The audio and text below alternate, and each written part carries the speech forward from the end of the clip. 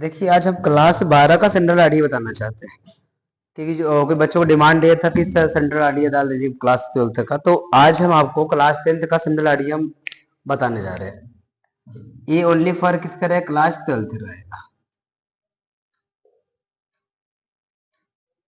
Class 12 केवल class जो 12 होगी उसी के लिए ये चीज वीडियो है, बस के लिए, क्योंकि क्लास 12 में जो आपका है एक चैप्टर है आपका पोट्री, इसे हम लोग क्या बोलते हैं? पोट्री बोलते हैं। अब देखिएगा, पोट्री की हिंदी होती है पद्य या पद्यांश। वैसे भी देखा जाए पोट्री जो होती है ये 10 नंबर की होती है। कई नंबर का होता है? जो इसका होता है वो आपका 10 नंबर का होता है। 10 नंबर कैसे हम बता रहे हैं। एक क्वेश्चन नंबर आपका देखो सेक्शन डी, क्या देखो जो लिटरेचर जो बनता है वो सेक्शन डी होता है, और सेक्शन डी जो बनेगा वो आपका D question number 9। Question number 9 क्या बनेगा? एक पैसेज दिया रहेगा।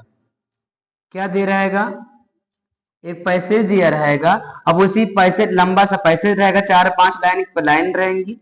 अब उसी पैसेज में क्वेश्चन दिए रहेंगे 3, ए बी सी रहेगा। क्या रहेगा? 3 क्वेश्चन दिए रहेंगे। अब उसी क्वेश्चन को मुझे हट कर लिखना पड़ता है। तो ये क्वेश्चन 2 नंबर का, फिर ये क्वेश्चन 2 नंबर, फिर ये क्वेश्चन 2 नंबर, अर्थात ये 6 नंबर का आपका पैसेज हो जाता है। ये हम पोट्री की बात कर रहे हैं, प्रोज भी नहीं बात कर रहे हैं।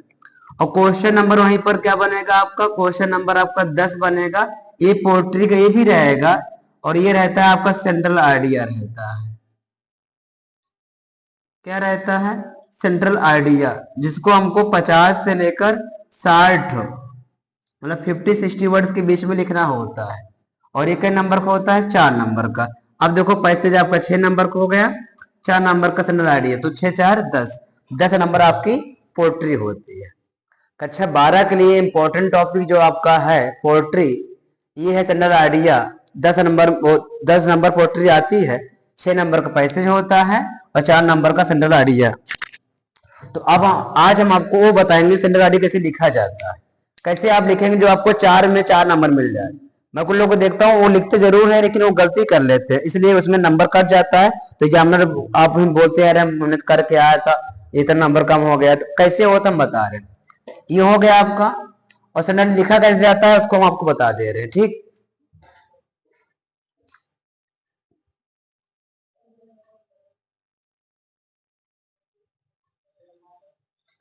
लिखा कैसे जाता है उसको हम आपको समझा दे रहे हैं, ठीक। 4 नंबर कैसे होता है।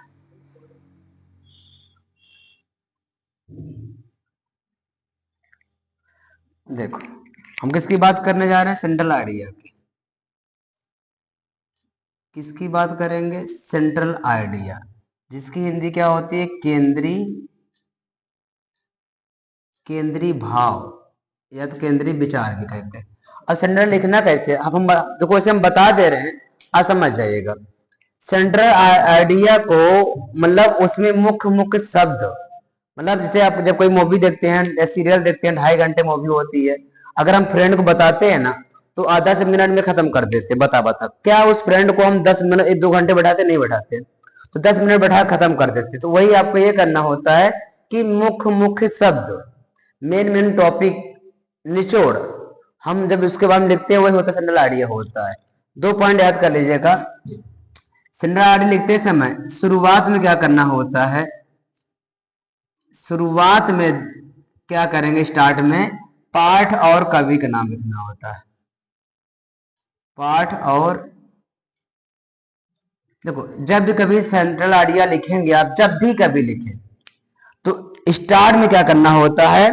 हम लिखते क्या है? पाठ और कवि के नाम, मतलब पोयम और पोएटिस या पोएट का नाम लिखते हैं, ठीक। इसमें भी देखा जाए ना, पाठ और कवि का नाम,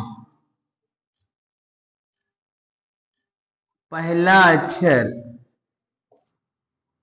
हमेशा बड़े में और ब्लैक पेन से, पहला अक्षर बड़े में और ब्लैक पेन से तथा डबल इन्वर्टेड कामा के अंदर लिखा जाता है।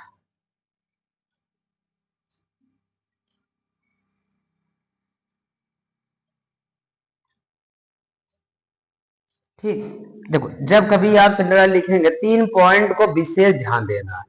अगर ये 3 पॉइंट विशेष ध्यान दे लेंगे तो आपका एक भी नंबर एग्जाम में कटने वालों में से नहीं है।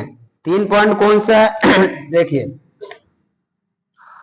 कवि, कवि का नाम मतलब पाठ का नाम, कवि का नाम, पहला अक्षर हमेशा क्या होगा?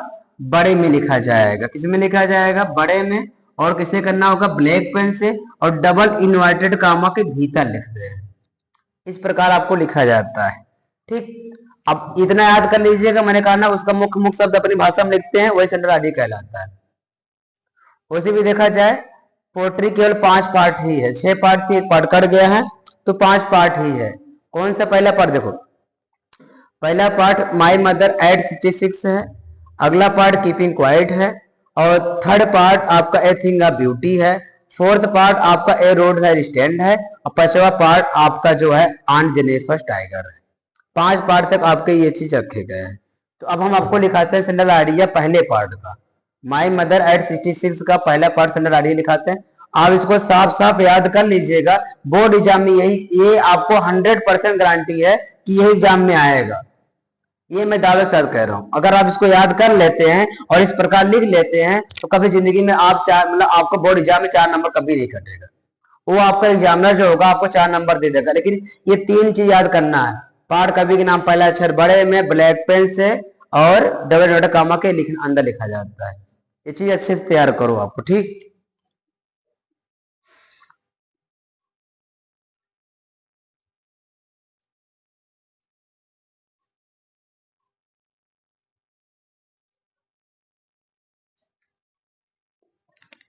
देखिए पहला पार्ट जो सेंट्रल आइडिया है वो कौन सा है? लेसन फर्स्ट पोट्री का पहला पार्ट का जो सेंट्रल आइडिया है, पहला पार्ट का नाम भी जो है माई मदर एट 66 है। एग्जाम में कैसे लिखना हम बता रहे हैं। एग्जाम में आपको लिखना होगा सेक्शन डी, आप पहले करेंगे किताब का है, क्वेश्चन नंबर 10 मतलब आंसर नंबर 10। फिर क्या करना है? वहां पर 3 ऑप्शन दिया रहेगा, मतलब वहां पर 3 रहेगा, 3 में से आपको एक करना होगा। तो आपको पहला करना है, तो आप answer number 10 my mother eight 66 फिर लिखना होगा नीचे से आइडिया, तब एक लाइन छोड़कर तब इसको लिखिएगा। एग्जाम कॉपी में केवल एक पेज के अंदर ही रखा जाएगा। 4 5 6 लाइन तुम्हारा ये खा डालेगा, फिर एक लाइन छोड़ेगा 7 लाइन खाएगा, फिर आपको इस प्रकार करना है। अब क्या करना है? देखो लिखा है द लेसन नेम इज, अब देखो डबल कामा के अंदर मान लो ब्लैक पेन मेरी हमारी है, the lesson name is my mother eight 66 कामा बंद कर लिया। फिर एंड द पोएट इज कमला दास जी हैं जो कवित्री मानी जाती है, पोएटिस। अब कामा के अंदर लिखा, फिर आपको पैराग्राफ चेंज करना। जो यहाँ दो डैश दिख रहा है यहाँ वो पैराग्राफ पे क्या है? चेंज है। अब क्या लिखा? Ageing is a natural process in all living things, full stop. My mother eight 66 is based on the theme of advancing as and the fear of loss and separation associated with it. फिर paragraph change है। When she sees her mother aging and feels the pangs of separation at the thought of losing her, full stop, she also wishes for the lost beauty and youth of her mother. इतना आप लिख देंगे exam में तो आप 4 number कोई आपको काटेगा नहीं। 100% गारंटी है कि अगर एग्जाम में यही आएगा। बस आपको ऐसे जैसे मैं लिखा हूं सेम सेम ऐसे लिखिए आप, एक नंबर नहीं कटेगा। ये दावा है हमारा आपसे, एक नंबर भी नहीं कटेगा। ये आपका पहला सेंट्रल आइडिया है आपका जो कौन सा है? माई मदर एट 66 वाले रखे जा रहे हैं। तो जो अगला सेंट्रल आइडिया होगा आप केवल 2 याद कर लो मात्र बस, चाहे इसको कंपलसरी है। फिर ये थिंग ऑफ ब्यूटी याद कर लो ना, ये कीपिंग क्वाइट याद कर लो, क्योंकि 3 में से 2 करना, 3 में से 1 करना। तो हम आपको 2 कल आपको 2 और लिखा दूंगा। कौन सा? कीपिंग क्वाइट और a thing of a thing of beauty. यही 2 आप 3 याद कर लेंगे सेंट्रल आइडिया तो आपको 4 नंबर फिक्स हो जाएगा। फिर जो आप क्वेश्चन नंबर 9 जो पोट्री के पैसेज वाला है उस पैसेज को अभी हम आपको एग्जाम में करा देंगे, मतलब एग्जाम से नजदीक आता रहेगा तो उस पैसेज को हम आपको सॉल्व कर देंगे ताकि आपको एग्जाम में आए तो आप उसको एग्जाम में डायरेक्ट फटाक से उसको लिख सकते हैं। हम बोर्ड पर एक क्वेश्चन तक लिखेंगे आपका, ताकि आपको लिखने में कोई दिक्कत ना हो। और जिस प्रकार हम शॉर्टकट में लिखा दे रहे हैं, विद्या उद्यम मिलेगा नहीं आपका। आप यहीं से बेसिकली आप आराम से पढ़ सकते हैं। इसको अच्छे से राइट कर लीजिए, कॉपी कलम लेकर बैठ कर लिखिए उसको, फिर समझो उसको, फिर याद करो। ऑटोमेटिक याद, नहीं पढ़ पा रहे, नहीं याद हो रहा है तो बार बार देखते रहो। बार बार देखने से वो अक्षर आपके सामने कदम आपके सामने आते रहते, ऑटोमेटिक आपको याद हो जाता होगा। इसको अच्छे से लिख लीजिए। फिर अगला वीडियो जब डालेंगे वो भी सेंट्रल आईडिया ही रखा जाएगा और आप लोग अच्छे से तैयार भी कर सकते हैं। तब तक के लिए हम ब्रेक लेते हैं। और इसको कहता भी है ना, देखो वीडियो को अब मैं हमेशा कहता हूँ कम ज्यादा करके वीडियो को शेयर भी कर दिया करो। जो बच्चे नहीं पढ़ पा रहे हैं वहां से पढ़ ले। सब्सक्राइब तो करना कंपलसरी है, क्योंकि जैसे जब नया अपलोड होगा वीडियो और तुरंत आपके पास पहुंच जाए, इसलिए सब्सक्राइब किया जाता है। और जब आपके पास पहुंच जाएगा तो आप जरूरत नहीं पड़ेगा। आप हम कहते हैं अगर आप मेरा वीडियो शुरू से अंत तक देखते रहेंगे ना, सर दावा कह रहा हूँ कि आपको कोचिंग करने की जरूरत नहीं पड़ेगी और न ही कभी घर मतलब किताबों से विद्या खरीदनी पड़ जाएगी। ये दावा हमारा आपसे है। बस आप ये वीडियो शुरू से अंत तक जितना भी वीडियो अपलोड हो रहे हैं वो सब आप देखते रहिएगा। कभी आपको पढ़ने की जरूरत नहीं पड़ेगी, बाहर से कोई चीज पढ़ने की जरूरत नहीं पड़ेगी। ठीक है ना। बाकी सी यू, मिलेंगे कल अगले वीडियो के साथ।